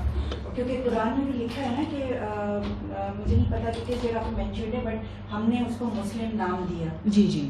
تو اگر انجیل یا اگر آپ تالمود اور ان سب کتابوں کو دیکھیں تو ان میں ذکر ہے مسلم ورڈ کا. I have not read those books so I cannot say, but یہ آیتیں ہمیں اس طرح کی بھی ملتی ہیں کہ اللہ تعالیٰ فرماتے ہیں کہ انسان جو ہیں وہ ایک امت تھے, اور یعنی یہ جو کچھ ہوا ہے یہ لیٹس سے کہ because of the freedom of choice یا جو ڈائیورسٹی آف تھاٹ یا اس کی وجہ سے ہوا ہے کہ انسانوں نے ڈفرینٹ سوچا, کسی نے یعنی ڈس ایگری کیا آپس میں. But disagreement was not bad. یعنی ڈس ایگریمنٹ اگر صرف وہیں تک رہتا کہ ٹھیک ہے میرا یہ اوپینین ہے اور تمہارا یہ اوپینین ہے, اس کے بعد جب اس نے یعنی جب وہ آپ کی انا کا مسئلہ بنا اور جب آپ کی یعنی اس میں پھر کچھ اور ویسٹڈ انٹرسٹ بھی آ گئے, تو پھر آپ نے آہستہ آہستہ اپنے الگ گروہ بنانا شروع کر دیے. گروہ بندی زیادہ تر اسی طرح ہوئی, اور پھر آپ نے ان ڈفرینسز کو اتنا ہائی لائٹ کیا کہ وہ جیسے لگا کہ باقاعدہ الگ مذہب بن گئے. جیسے ابھی آپ کو نظر آتا ہے یعنی مسلمانوں میں جو ہمارا جو رویہ ہے کہ اگر ہمیں عبادت کا ایک طریقہ سمجھ آ رہا ہے, یعنی مجھے ایک حدیث ملی, یعنی اگر کوئی عالم ہے اور ان کو ایک حدیث سے عبادت کا ایک طریقہ ثابت ہو رہا ہے کہ جس میں کہ ہاتھ ایسے باندھنے ہیں, ایک اور عالم ہے ان کو یہ سمجھ آ رہا ہے کہ ہاتھ ادھر نیچے باندھنے ہیں, ایک اور عالم ہے ان کو سمجھ آ رہا ہے کہ ہاتھ کھلے چھوڑنے ہیں. اب ان سب کے پاس احادیث موجود ہیں for what they are driving تو وہ جہاں سے ڈرائیو کر رہے ہیں وہ سورس تو ایک ہی ہے نا. یعنی وہ کوئی بائبل سے یا گیتا سے تو نہیں ڈرائیو کر رہے, وہ بھی اسی سورس سے کر رہے ہیں. اب اس سورس میں اگر آپ کو ڈفرینسز نظر آتے ہیں, اور ہو سکتا ہے کہ ان کو تسلی اس حدیث پہ ہو رہی ہو, کسی کو کسی اور حدیث پہ تسلی ہو رہی ہے, اب وہ کیا وہ یا تو آپ یہ کہیں کہ ٹھیک ہے آپ کو یہ سمجھ آ رہا ہے, مجھے یہ سمجھ آ رہا ہے. یعنی آپ کو رسول اللہ صلی اللہ علیہ وسلم کے زمانے میں صحابہ کرام میں ڈفرینسز نظر آتے تھے اوپینین, اینڈ رسول اللہ صلی اللہ علیہ وسلم کی وفات کے بعد بھی آپ کو ڈفرینسز نظر آتے ہیں. اینڈ مگر انہوں نے ان ڈفرینسز کو کبھی لڑائی کا یا دشمنی کا وہ نہیں بنایا ذریعہ. یعنی انہوں نے کہا کہ ٹھیک ہے آپ کو اس طرح سمجھ میں آ رہا ہے, آپ ایسے کر لیجئے, ہم اس طرح کر لیتے ہیں. تو یعنی آپ کی نیت صاف ہے. مجھے یہ ان الفاظ سے یہ لگ رہا ہے کہ نہیں عصر کی نماز اس ٹائم پہ پڑھنی چاہیے, آپ کو لگ رہا ہے کہ نہیں انہی الفاظ سے مجھے یہ سمجھ آ رہا ہے. دونوں کی نیت اچھی ہے, دونوں کی بری نیت نہیں ہے, دونوں اللہ کو راضی کرنا چاہ رہے ہیں, دونوں نماز صحیح وقت پہ پڑھنا چاہ رہے ہیں. مگر اب اس کو وہ میری بات نہیں سمجھ آ رہی, مجھے اس کی بات نہیں سمجھ میں آ رہی, تو there is nothing wrong with that. The point is کہ نماز پڑھ رہے ہیں دونوں, ٹھیک ہے نا. تو میرا کہنے کا یہ مطلب ہے کہ جب آپ ان ڈفرینسز کو آپ اتنا یعنی ہائی لائٹ کریں گے, یا آپ ان ڈفرینسز کو پھر آپ نے اس کی آپ کی انا شامل ہو گئی, اور آپ دوسرے کو نیچا دکھانا چاہتے ہیں, اور آپ یہ ثابت کرنا چاہتے ہیں کہ میری ہی انڈرسٹینڈنگ حتمی ہے اور آخری ہے, باقی ساری انڈرسٹینڈنگ باطل ہیں, سب گمراہ ہیں, سب نعوذ باللہ بدعت کر رہے ہیں یا شرک کر رہے ہیں. تو اس میں پھر کیا ہوگا, اس میں نفرت پھیلے گی, اور پھر ڈویژن, لازمی ڈویژن ہوگا. اور قرآن پاک تو یہاں تک کہتا ہے کہ اہل کتاب سے بھی جب آپ ڈائلاگ کریں, یعنی people who have now formed a different religion, اب آپ ان سے بھی جب آپ ڈائلاگ کریں گے, ریلیجس ڈائلاگ, تو آپ نے کامن ٹرمز پہ بات کرنی ہے. You will not begin with the differences. That is not a good approach. It's a hostile approach. When you start a discussion by saying کہ تو آپ تو یہ بلیو کرتے ہیں اور میں یہ بلیو کرتی ہوں, یعنی if you start a discussion like that, how is there going to be any warmth یا وہ openness کہاں سے آئے گی اس میں. جی آپ کچھ کہہ رہی تھی. میں یہ کہہ رہی تھی کہ پھر قرآن کے آنے کا کیا فائدہ جب اس کی وجہ سے جھگڑا اتنا بڑھ گیا ہے کہ اتنے سیکٹس بن گئے ہیں اور اتنے ڈفرینسز ہیں. چلیں ٹھیک ہے, ڈفرینس آف اوپینین ہونا از جائز جی, لیکن ایک امبریلا کے نیچے سب جمع کیوں نہیں ہے؟ بالکل ڈویژن ہے اور انٹالرنس ہے. حالانکہ قرآن تو کہتا ہے کہ انٹالرنس نہیں ہونا چاہیے, تو اس کتاب میں کیا امپروومنٹ لائی ہے لوگوں میں؟ اس نے تو اور زیادہ. آپ میں سے کوئی جواب دینا چاہے گا؟ کہ پچھلا سوال تھا نا, تو حضرت ابراہیم کے لیے تو اللہ تعالیٰ نے کہا ہے نا کہ مسلمین, جی اللہ تعالیٰ نے ان کا نام رکھا تھا. تو حضرت ابراہیم کو تو حضرت موسیٰ کی قوم بھی مانتی ہے, اور عیسائی بھی مانتے ہیں, یہودی بھی مانتے ہیں نا, اور ابراہیم جی اللہ تعالیٰ نے مسلمان کہا تھا, تو اس لحاظ سے تو وہ مسلم بھی ہوئے نا. انہوں نے اپنے آپ کو الگ کیا نا, انہوں نے اپنے لیڈر کو, انہوں نے یہودا. جب قرآن میں مسلم کا ذکر آ رہا ہے تو اس کا مطلب ہے کہ اس میں کرسچنز کا بھی ذکر ہے, اور اس میں جوز کا بھی ذکر ہے, جو کہ آپ کا نام سارا, ان کی کتاب سارا, یہ صرف ریلیجن میں نہیں ہوتا ہے. اگر آپ دیکھیں تو پالیٹکس میں بھی ہوتا ہے, یعنی کوئی بھی تنظیم فارم ہوتی ہے اس میں شروع میں سب لوگ ایک بینر کے نیچے آتے ہیں, ٹھیک ہے نا, کہ یعنی okay this is a cause that I want to work for, ٹھیک ہے, وہ سب اکٹھے ہوتے ہیں. And then over a period of time they might start differing with each other, and then people break away, پھر وہ کسی اور جماعت کو جوائن کر لیتے ہیں. پالیٹکس میں پرٹیکولر ایجنڈا ہوتا ہے کہ میرا یہ پوائنٹ ہے, اس کو میں نے پروف کرنا ہے, تو میرے اس کے قرآن تو سب کو, یہ آپ کا بہت اچھا, آپ نے بہت اچھی بات کی. دیکھیں ایجنڈا ہوتا ہے نا, اب اگر ریلیجن میں بھی آپ کا کوئی ایجنڈا بن جائے نا, تو پھر آپ کی جماعت الگ ہوگی. یعنی اگر آپ کا صرف مقصد یہ ہے کہ مجھے اپنا تزکیہ کرنا ہے, ٹھیک ہے, مجھے ایک اچھا انسان بننا ہے, اور مجھے اس سے کوئی مٹیریل فائدہ نہیں چاہیے, یا اگر مٹیریل فائدہ ہو بھی رہا ہے تو وہ میرے لیے الٹیمیٹ چیز نہیں ہے. میرے لیے اصل چیز کیا ہے, وہ حقیقت, ٹھیک ہے, اور اللہ کو راضی کرنا, یعنی کہ میں سچ کو فالو کر رہی ہوں. اگر میرے لیے صرف سچ امپورٹنٹ ہے تو پھر میں لڑائی جھگڑا نہیں کروں گی نا. صوفیز کا سٹانس تو بہتر ہوا نا, بیکاز ان کو یہی ہے کہ آپ ایک طرف جانا چاہے کسی بھی راستے سے چلیں. جی جی بالکل, وہ شریعت کو ایکچولی وہ نہیں بناتے. یو سی ڈفرینسز جتنے بھی آئے وہ زیادہ تر شریعت کی انڈرسٹینڈنگ کی وجہ سے آئے. عقائد میں بھی ڈفرینسز آئے کہ کسی نے کہا اللہ ہر جگہ ہے, کسی نے کہا اللہ صرف عرش پہ مستوی ہے, تو یعنی اس کی وجہ سے بھی سیکٹس بنے. اینڈ کیا کہتے ہیں, لیکن شریعت کی جو بیسس ہے نا اس پہ, جیسے میں نے کہا نا کہ عبادت کے طریقے ہو گئے, حلال حرام کی جو ہے وہ کیٹیگریز ہو گئی, تو اس پہ اس کی بیسس پہ زیادہ فرقے بنے. تو صوفیہ کرام جو ہیں, یعنی it was basically a reaction to the jurist, کہ انہوں نے کہا کہ اتنا زیادہ جو آپ فقہ پہ زور دے رہے ہیں, تو آپ اصل یعنی جو چھلکا ہے آپ اس پہ زور دے رہے ہیں, جو مغز ہے وہ تو رہ گیا کہیں, جو اس کی اصلیت ہے, جو اس کا ایسنس ہے دین کا. And which is very good, کیونکہ اس سے پھر یونٹی پیدا ہوئی, اور انہوں نے ڈفرینسز کو نہیں اتنا ہائی لائٹ کیا. انہوں نے کہا ٹھیک ہے آپ ہاتھ باندھ کے پڑھ لیں, آپ ایسے پڑھ لیں, اور کوئی کسی حلیے میں بھی آ رہا ہے تو انہوں نے اس کو ایکسیپٹ کیا. بٹ انہوں نے زیادہ بات کی اخلاص کے اوپر اور اخلاق کے اوپر, یعنی کہ اللہ کے ساتھ اخلاص, اللہ کے ساتھ جو آپ کا رشتہ ہے اس پہ اخلاص, آپ کی نیت صاف ہو, انسانوں کے ساتھ بھی وہی اخلاص اور وہی محبت, اینڈ دین آپ کا جو اخلاق ہے, تو انہوں نے اس پہ زور دیا بس. And which is actually really دیکھا جائے تو دا ایسنس. بالکل. But it's again the same thing, like you said, it was a Radde Amal, so it was also another extreme reaction. بالکل. They also went on a total extreme. They left the world completely. جس میں کہ جس میں کچھ ایسے تھے, سارے ایسے نہیں تھے صوفیہ کرام. اس سے پہلے جو تھے وہ بالکل باؤنڈ کر رہے تھے کہ یہ رول نظر آتا ہے. ایک جو کٹر جو فالو کر رہے ہیں ریلیجن کو versus Sufis. یہ نظر نہیں آتا. I'm not against the Sufis, but I'm just saying to you that ان میں یہ نظر نہیں آتا, آپ صحیح کہہ رہی ہیں, مگر ان میں دوسری چیزیں نظر آتی ہیں, like they were totally against the world and they didn't want to. Some of them ہاں, اس میں بھی کچھ ایکسٹریم تھے جنہوں نے بالکل شریعت کا انکار کر دیا, لیکن سارے ایسے نہیں تھے. کچھ نے یہ کہہ دیا کہ ریچولز کی ضرورت ہی نہیں ہے, یعنی جب آپ کچھ ایسے تھے اس میں. اور لیکن یہ کہ جیسے یہ کہہ رہی ہیں نا کہ وہ ایک ایکسٹریم, بیکاز وہ ایک ریئیکشن تھا, تو وہ آپ اتنا شریعت کو منیمائز کر رہے ہیں کہ آپ ایک اور ایکسٹریم پہ چلے گئے. تو بیلنسڈ اپروچ کیا ہوگی کہ آپ دین کے سارے جو برانچز ہیں, جیسے ہم نے فرسٹ لیکچر میں بات کی تھی کہ دین کی سب سے جو فاؤنڈیشن ہے وہ تو ایمان ہے, ایمانیات جو آپ کا بلیف سسٹم ہے, دین یو ہیو یور عبادات, اینڈ دین آپ کے اخلاقیات. یعنی یہ ایمان اور جو آپ کا جو عبادت ہے وہ آپ کو ایک سرٹن اخلاق آپ کے اندر پیدا کرے گا. وہ خدا سے کنیکشن, خدا سے محبت, آپ کے اندر انسانوں کے ساتھ بھی محبت ڈیولپ کرے گی, وہ آپ کے اندر اخلاص آئے گا, اور آپ پیوریفائی ہو کے آپ ایک سرٹن اخلاق آپ کے اندر آنا چاہیے. اور شریعت will also complement all of that. تو یہ سب چیزیں ہیلپ کریں گی اس کے اندر. تو یہ سب دین کی برانچز ہیں. تو اب اس میں کیونکہ جیسے آپ نے کہا کہ وہ ایک رد عمل تھا, تو اس میں انہوں نے اس کو زیادہ ہی یعنی منیمائز کر دیا. Because if it's a reaction to something, then your agenda is to prove the other party wrong. That is where it goes wrong. Maybe آپ اپنے آپ کو وائلنس سے دور کرنا چاہتے ہیں. ہاں maybe. Trying to find a common balance. اور یہ ہوتا ہے. اب جیسے ہم صبح بات کر رہے تھے, ہاں بالکل تصوف ایکسٹریم میں آ جائے تو جی بالکل صحیح کہہ رہی ہیں.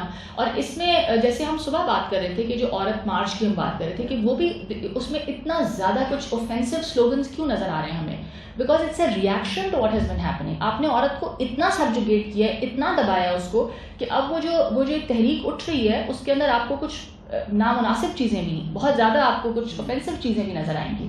And that is what happens, you know, the thesis and anything کہ یہ ریئیکشن ہے یا کوئی کسی کا ایجنڈا. بیکاز اب میں ٹانگیں کھول کے بیٹھوں گی, میری مرضی, میں اس طرح کی چیزیں آپ اپنی بیٹی کو نہیں سکھائیں گی, اپنی بہن کو یہ چیزیں نہیں کہیں گی, بیکاز جی آپ کو خود گوارا نہیں ہے اس طرح. Exactly. There are some other people who are jumping on the board to take advantage of the situation. آپ اس طرح کی اخلاقیات کرتے ہیں. زمانے میں بھی تو ہم نے رکھی ہے نا, دیوبندی, بریلوی, ہے نا, اس زمانے میں خود ہی تو رکھتے ہیں, اس کا بھی تعلق ہے. اور اسی طرح ہم لوگوں نے بھی اپنے آپ کو الگ کر لیا. بیسکلی وہ ڈویژن اللہ نے نہیں کی تھی, اللہ نے اپنے آپ کو انسان اللہ نے ابراہیم کو جب مسلم کہا حضرت ابراہیم تو حضرت ابراہیم کے اس میں سے تو شاخیں ہیں حضرت موسیٰ کی بھی اور حضرت عیسیٰ کی بھی، تو انہوں نے خود اپنے آپ کو الگ کر دیا، جیسے اب ہم نے بڑے کی اور یہ بڑے کی اور فلاں کیا اور یہ وہ کر دیا، اپنی آئیڈینٹی خود الگ کیا، اللہ کہہ رہا ہے کہ میں نے تو خود مسلمان میسج ہے اللہ نے زمانے کی، لیکن حضرت صلی اللہ علیہ وسلم نے کہا کہ آپ مسلمان ہیں، عیسیٰ علیہ السلام نے قوم کو نہیں کہا سب مسلمان ہو گئے ابراہیم کو فالو کر رہے ہیں کیا، جب تک تو وہ کہتے ہیں قرآن سے علیحدہ کرنے کے لیے اس شریعت سے علیحدہ کرنے کے لیے